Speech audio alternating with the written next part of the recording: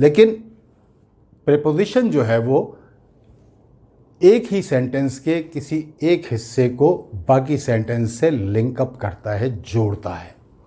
ठीक है, तो अब यहाँ पर जो है वो इन और इनटू के हवाले से हम पोजीशंस के हवाले से बात करेंगे और मैं थोड़ा जल्दी जल्दी आपको बताऊंगा, तो आप कोशिश कीजिएगा कि मुझे आप पिक कर लें और जो है वो हम जो है वो आप इसको समझ लें। इन इस्तेमाल होता है ऐसी पोजीशन को शो करने के लिए जो किसी बाउंड्री के अंदर हो, किसी पैरामीटर के अंदर हो। वो बाउंड्री जो है वो स्क्वायर फॉर्म में भी हो सकती है, शेप में हो सकती है, रेक्टेंगुलर शेप में भी हो सकती है, राउंड शेप में भी हो सकती है। For example water in the bottle, तो बॉटल की एक ख़ास गोलाई में बाउंड्री है या एक पैरामीटर है, उसके अंदर पानी चूँकि अंदर मौजूद है इसलिए जो है आप उसको इन द बॉटल कहेंगे। इसी तरीके से कोई भी चीज़ जो है वो in the room, there are 3 people in the room. अब रूम की अपनी जो है वो पैरामीटर है, अपना जो है वो एक बाउंड्री है, तो उसके लिए भी हम जब उसके अंदर मौजूदगी को आप शो करेंगे तो आप इन इस्तेमाल करेंगे। कोई भी जगह हो सकती है वो। तो इसी तरीके से इन द पूल, पानी का तालाब होता है या जिसे स्विमिंग पूल आप कहते हैं, इन द पूल, तो पूल का अपना एक पैरामीटर होता है, उस पैरामीटर के अंदर जो मौजूद है वो इन द पूल कहलाएगा।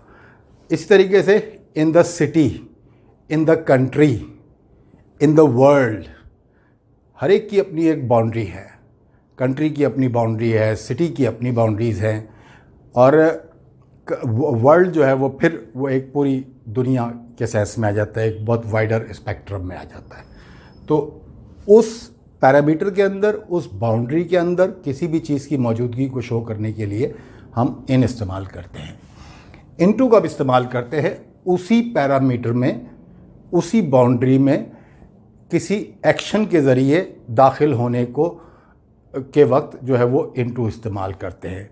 For example, he walked into the room, he walked into the room, तो पहले से मौजूद नहीं था, लेकिन वो जो एक्शन है वॉकिंग वाला, उसकी वजह से वो रूम में दाखिल हुआ है, तो फिर इन के बजाय हम इनटू कहते हैं। The boys dived into the pool, the boys dived into the pools, pool, लड़कों ने पूल में डाइव की या छलांग लगा दी। ठीक है, तो हम इन इस्तेमाल करते हैं। ठीक है, ऑन और एट, एट का ज़्यादा इस्तेमाल हम बाद वाली वीडियो में बताएंगे, ऑन को हम पहले डिस्कस कर लेते हैं।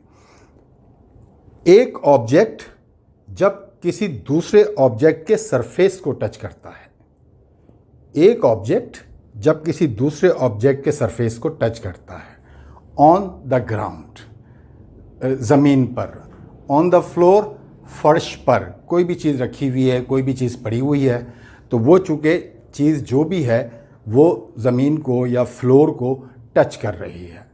बुक कोई टेबल पे पड़ी हुई है तो आप कहेंगे ऑन द टेबल, क्योंकि वो बुक जो है वो उसके सरफेस को टच कर रही है। दरवाजे पर नेम प्लेट लगी हुई है, ठीक है, तो आप कहेंगे on the door. Name plate, you can see a name plate on the door. समझ गए आप? अभी मैंने बॉटल की मिसाल दी थी, water in the bottle, label on the bottle, क्योंकि वो बॉटल से लेबल जो लगा हुआ होता है कि बॉटल किस चीज़ की है, वो उसके बाहर लगा हुआ होता है और वो उससे सरफेस को उसके टच कर रहा होता है बाहर से। तो जब सरफेस को एक ऑब्जेक्ट दूसरे ऑब्जेक्ट के टच करेगा तो आप ऑन इस्तेमाल करेंगे। इसी तरीके से इनटू जिस तरह से था, इसी तरीके से अगर कोई भी चीज़ एक्शन के साथ ऑन वाली पोजीशन पे आती है या किसी वर्ब के साथ आती है, a lizard fell onto the table, on the table नहीं कहेंगे, फिर ऑन टू कहेंगे, ठीक है ना। A lizard fell onto the table, क्योंकि वो फेल गिरने वाला जो अपने अमल है, एक्शन जो है, वर्ब है, उसकी वजह से उसने ऑन वाली पोजीशन ली है, जिस तरह इनटू के बाद इन वाली पोजीशन हो जाती है। तो इसी तरीके से ऑन के साथ ऑन टू इस्तेमाल करेंगे।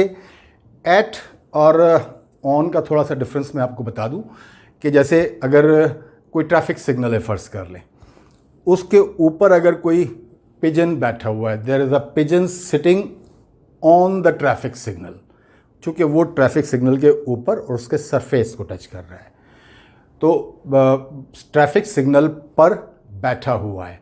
आप गाड़ी चला रहे हैं, रेड लाइट है, आप भी ट्रैफिक सिग्नल पर रुकते हैं, तो इस पर को ट्रांसलेट करने के लिए, लेकिन आप उसके सरफेस को टच नहीं कर रहे हो, तो फिर इस वजह से आप उसको at the traffic signal, we stopped at the traffic signal, we should stop at the traffic signal when the red light is on.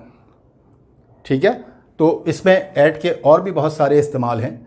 तो उसके सेंस में, जैसे मैंने अभी एक मिसाल आपको और दी थी, अपने नेम प्लेट जो है वो दरवाजे पर लगी हुई है तो ऑन द डोर आएगा, लेकिन जब रिंग बेल होती है, बेल कोई रिंग करता है, बजाता है, तो आप कहेंगे see who is at the door, क्योंकि वो दरवाजे के सरफेस से नहीं, मतलब चिपका हुआ या लगा हुआ या उस पर नहीं है, वो दरवाजे से फासले पर है।